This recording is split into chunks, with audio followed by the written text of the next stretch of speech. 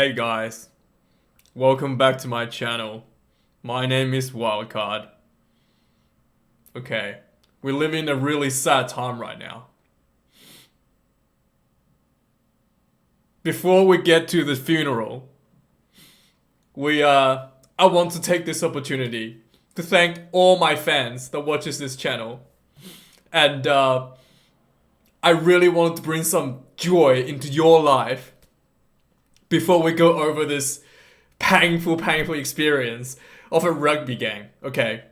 So, let me try bring a smile on your face before we start the dissection, okay? Now, I made a video last week about the boring in rule in rugby, okay?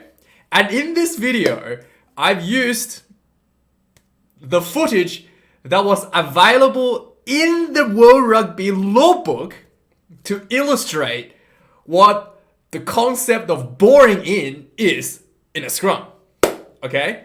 And as you can see, guys, I am so good at making videos. I got 24 views for this effort, okay? 24 views, 24 of your beautiful viewers watch this video, okay? So, it's whatever.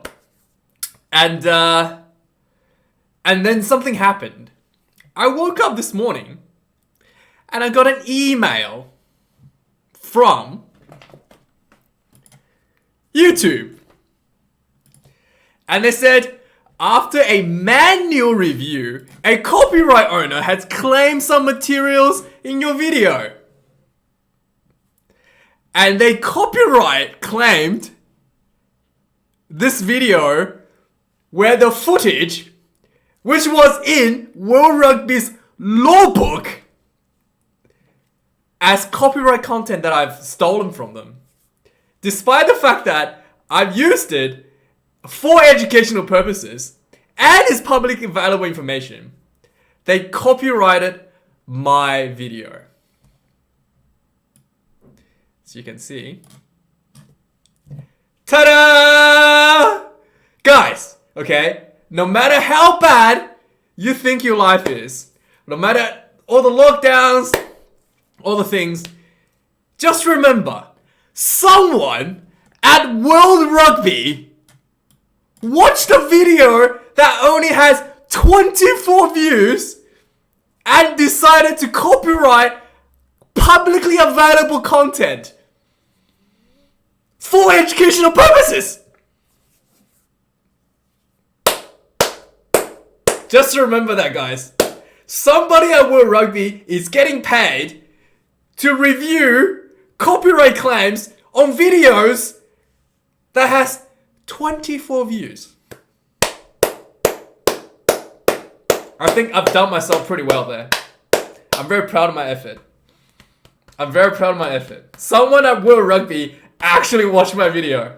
I'm very proud of my effort. I will give you guys a high five because this wouldn't have happened without you viewers. Okay? Now, hopefully you had a little chuckle out of that. Let's get on with the serious business. Super Rugby Trans-Tasman, the reality check. The funeral of Australian rugby. This is the end. This is over. 2023 Rugby World Cup is done. Out of the window for Australia. It's gone. Blood to the club, gone. Future of Australian rugby, gone. And this is it. Right here, man. We waited a year and a half to see this. To see Australian clubs play New Zealand clubs. Go into this game. Nobody's thought Australian clubs had any chance. And the Reds, almost undefeated in Australian comp. Dominated the Australian comp. To play against Highlanders, the second lowest ranking team in New Zealand. Look at the score!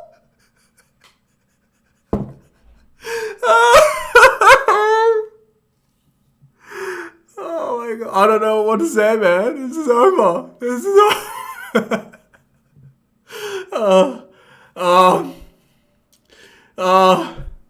Okay.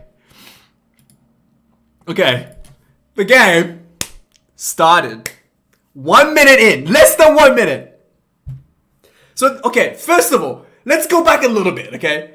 The Reds decided to play the bench in the first half. And then to play, like, some of their starting players in the second half.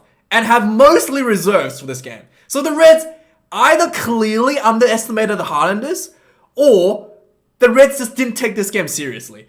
In either situation, I think it's on the Reds that this was such a butchery of a game. Okay? Because you should never ever underestimate your opponent, or you should never ever not take a game seriously.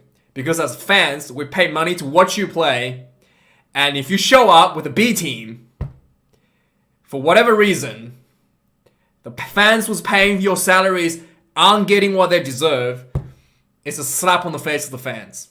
So whichever decision you made, whether you underestimate the Highlanders, right, which is unprofessional to say the least, or you decided to not care about this game and put your reserves on, which is disrespectful to the fans. In either situation, this is an absolute butchery by the Reds, this game. And I am not happy. I don't think any Australian fan is happy about this game. In fact, I don't even know if you're happy as a fan in New Zealand to watch that. You probably expected more from the champions, the Australian champions, for that match, but let me know what you think. Let's start the game. The game started. The Reds halfback, who's the reserve halfback, Thomas. This is not his first game. This is his first starting game, but he's played as a reserve for many, many games for the Reds. He comes on right away. He throws, literally the first ruck.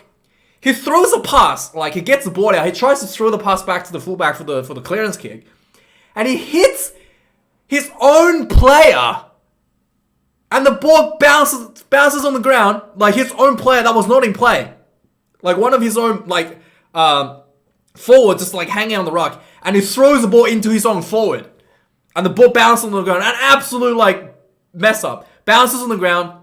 Highlanders recover. A few phases later, there was just beautiful hands all the way to the side. Try time Highlanders. Less than a minute. Gregory goes over for the Highlanders.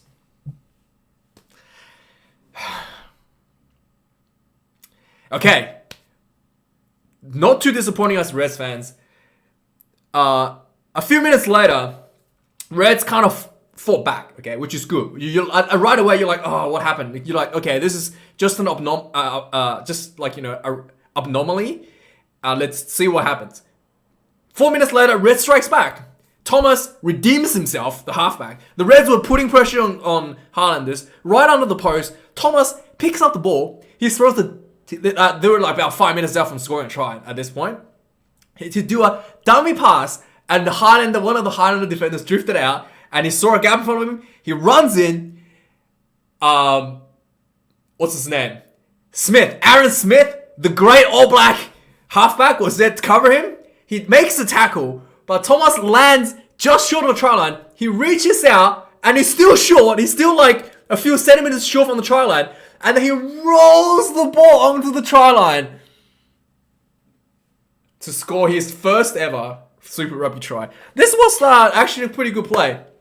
He went over Aaron Smith, who's probably the best halfback in the world, to maybe that French guy, or whatever his name, Dupont. Maybe Dupont's better than him. Anyway. But Aaron Smith is probably in terms of profile, the best. But Dupont, many people think is the best halfback in the world. But anyway, let's get back to this botchery. Thomas goes over and redeems himself with a return try. 7 points to 7. Okay? And then from there going forward, it's pretty one-sided. From that point onwards, it was just a one-sided slaughter from Highlanders. For the next 10 minutes, the Highlanders were able to apply pressure just about everywhere. Lineouts, the Highlanders scrums were dominating, so the Reds has the reserve scrum on, and they're absolutely like just getting dominated by the Highlanders in the scrums. There was a lot of penalties, so basically for 10 minutes the Reds were just getting hammered. Lots of penalties, getting a lot of pressure, Highlanders applying a lot of pressure, and eventually 27 minutes in, the captain Dixon, a quick pick and go off the fringe, straight in for a try. His first try of the night, Ash Dixon, 27th minute. Highlanders converts that, and the Reds' discipline is really costing them at this point. Like, they have not even been able to beat inside Highlanders' half, and mostly, like, whenever they're in there, they're just getting penalized and, like, just losing the ball, basically. Just through penalties, actually. And then this has been a recurring issue for the Reds over the years, over this year. And then at 33rd minute, 5 minutes later, the Red scrum is really struggling, and the Highlanders were on the inside the Reds 22 attacking again, and there's a scrum being played for the Highlanders. And at this point, Brad Thorne has seen enough of the scrum, like absolute destruction of the Red scrum. He brought on Tupou 33 minutes into the game. He brought on Tupou. Tupou comes in, steadies the scrum. Did not dominate the scrum like he did, but he steadied the scrum and managed to maybe push the scrum back a little bit, but overall it was kind of like an even scrum. Highlanders gets the ball out before Tupou can do any damage. Quick ball. 2 quick faces later, there was a wide pass. 2 quick ball faces later, there was a wide pass straight out to Tompkinson, and there was just like wide open spaces, and Reds just like scrambling at this point. Literally 2 faces in, the Reds backline was just completely muddled up in the rocks, and everyone's scrambling to go around to try to cover the wide space, and there was just open acres of free land for Tompkinson. Tompkinson gets the ball, scores try. 3 tries to 1 in the first half. And on the last minute of the first half, Highlanders had a full-on penalty. Highlanders goes, all right, we go for another line-out. We're going to put 4 tries on you in the first half. Luckily, the line-out comes off. Luckily for the Reds, Highlanders was putting a lot of pressure on again. And number 6 from the Highlanders gets the ball like right under the sticks, and he charges in and he bolts himself through the defense line. Basically he dives himself through the defense line, and he goes over the try line. He looked like he scored, and the referee goes, it was knock on. And the video showed as he was going over, he did lose control of the ball. So Reds were lucky to not get scored 4 tries in the first half. That was pretty painful to watch. And second half starts right away. James O'Connor was subbed off from the Reds. James O'Connor, the captain, the probably starting fly half for the Wallabies. He comes off for a head knock. And straight away, the Reds has to put Bryce Higgity into 5A. And the fact that O'Connor was off, that basically left the Reds with 1 kicker, on-field kicker and goal kicker, to Bryce Higgity. He's the only one that was left on the field that can kick, apparently. So this is just going from bad to worse, right? And then the Highlanders came out. So second half started. You expected the Reds to lift intensity, but the Highlanders were actually lifting more intense, putting on a lot of pressure on Reds. Right away, Pari Parkinson was just trying to make a statement. He grabbed Dagunu and he literally he looked like he body slammed him. Something The Rock did in WWE, right? Body slammed him. It was just, it looked like you're really painful. It actually looked pretty painful. So 5 minutes in, the Reds were finally able to get to the Highlanders half. Literally, the first time, the second time in, pretty much the whole game. Reds had put some pressure on. I think there was a penalty, so Reds kicked the penalty out. There was a line out. Line out went into a maul. And then there was an illegal collapse by the Highlanders, so full-on penalty for the Reds. The Bryce Hegarty gets the ball out, and he did to take advantage of the full-on penalty. He did a crossfield kick. Vunivalu was on the field, by the way, at this point. Vunivalu, he was injured for a few weeks, and he just came back, and he came on the field in the second half. So during halftime, he came on the field. Vunivalu runs in, jumps up, catches the ball over the Highlander fullback, falls down, plants the ball in the goal try in zone, try time. Absolute spectacular. Like literally the first time he touches the ball, try time. Like, oh man, that was just spectacular. Hegarty misses the conversion for this one, which was quite important because the Reds really needed that conversion. And then you're thinking, okay, maybe the Reds are coming back. Okay, maybe the Reds are like, building some pressure with the substitutions came on and the scrum's been stabilized by Tupou. Maybe the Reds will come back second half. And the Reds has like that reputation of being the comeback team. It's reality time, boys. Few minutes later, Highlanders had a penalty against the Reds. They kicked the ball out for a line out. The line out comes in, literally the same.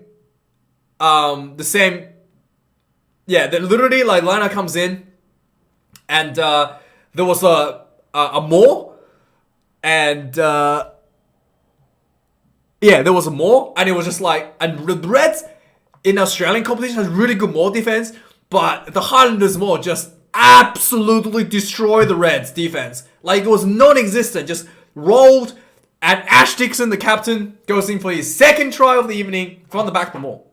Straight away, the Highlanders hit back. They didn't convert this one, but straight away, 5 points back on the board for the Highlanders. And from there going forward, it was like the Reds discipline really starting to cost them.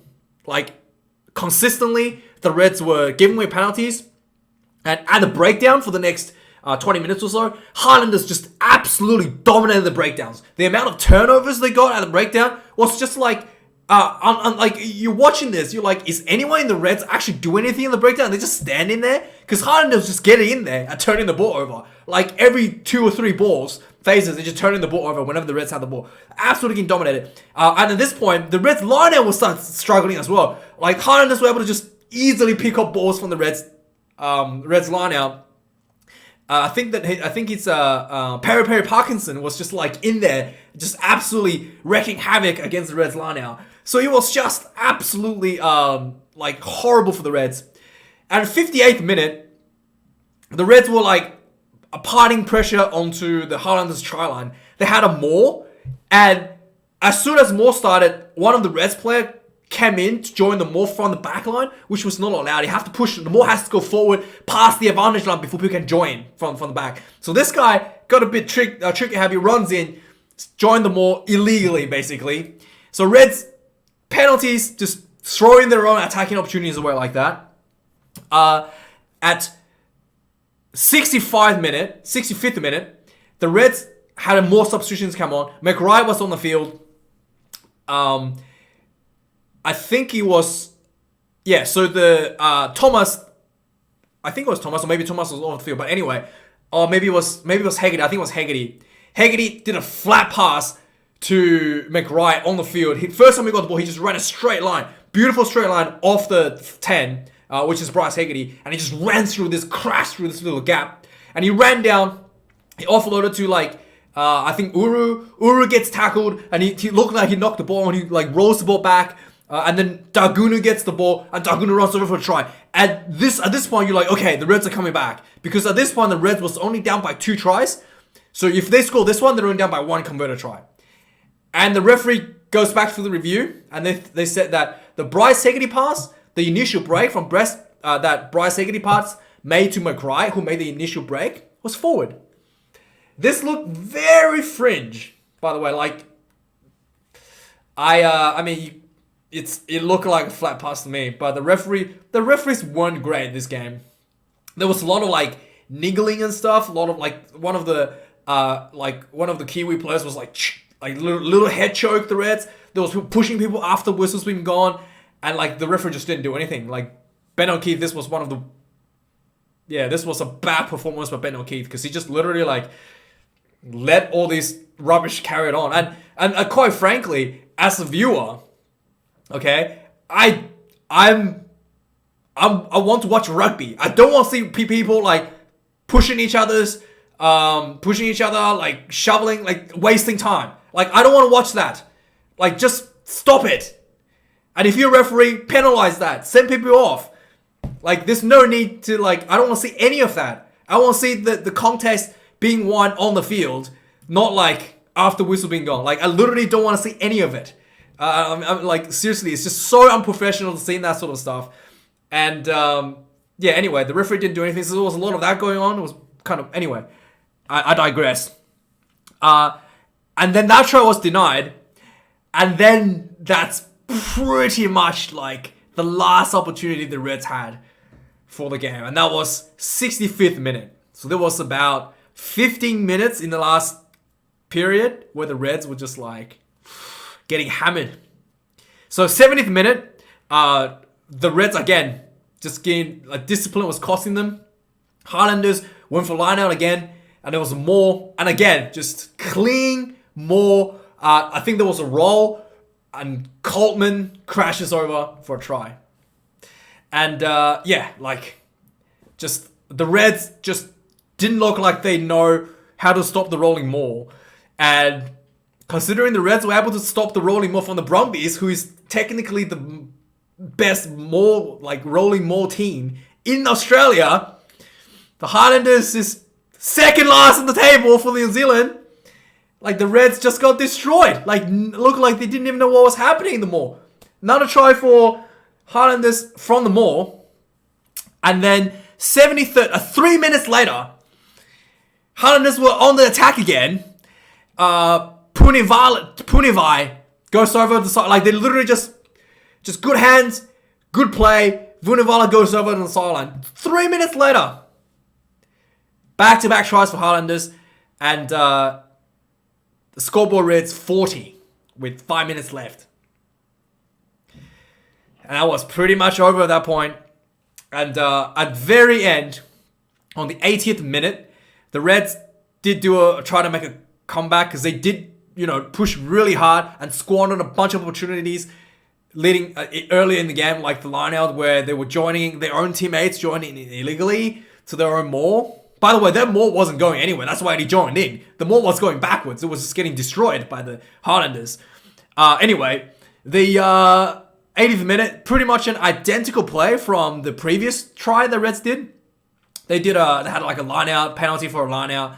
Line-out comes in, they try to do a maul. The maul didn't go anywhere. The referee penalized the Highlanders for illegally collapsing the maul. Bryce Higgity gets the ball. Another crossfield kick. Exact same play. Vunivalu runs in. Steals the ball right under the fullback again. Literally the like deja vu. Same play. Same two players. Might have been a different player from the Highlanders side. But anyway, same player from the Red side. Vino jumps up, catches the ball just on top of on the line. As he lands, he falls down. The ball's over the line. Try time.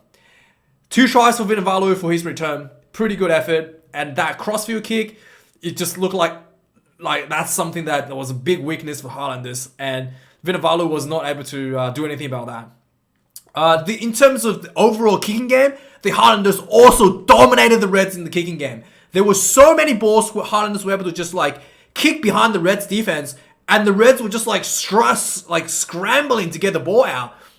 There was a couple times where they were able to put the ball really close to the Reds try line, and the Reds had to take the ball into their own try line to stop like a try being scored, and then it resulted in a Highlanders scrum, 5-minute scrum. A number of times that happened. And overall kicking game around the field, the Highlanders were just like much better than Reds. Like the high balls from the Highlanders were very well contested, and they were able to control territory really well with their kicks. And the Reds return kicks weren't nearly as clinical, and the Reds high balls weren't contested as as heavily contested as Highlanders high balls. So the Highlanders overall dominated the Reds in every aspect of the game.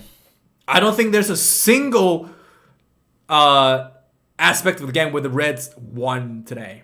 The Highlanders dominated scrum in the first half, and Tupou came on. Unlike when the Reds are playing against Australian teams, when Tupou came on, he nearly just stopped the bleeding. So the Highlanders was still like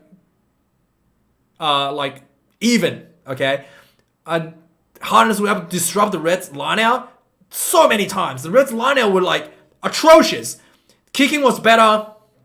Not to mention the amount of tries they were scoring. The breakdown was so bad for the Reds. Highlanders were turning the ball left and right. Like, even the backs were just turning the ball over at free will. And the Reds were just giving away penalties as well. The better discipline for Highlanders. Handling errors from the Reds were higher. Man, it was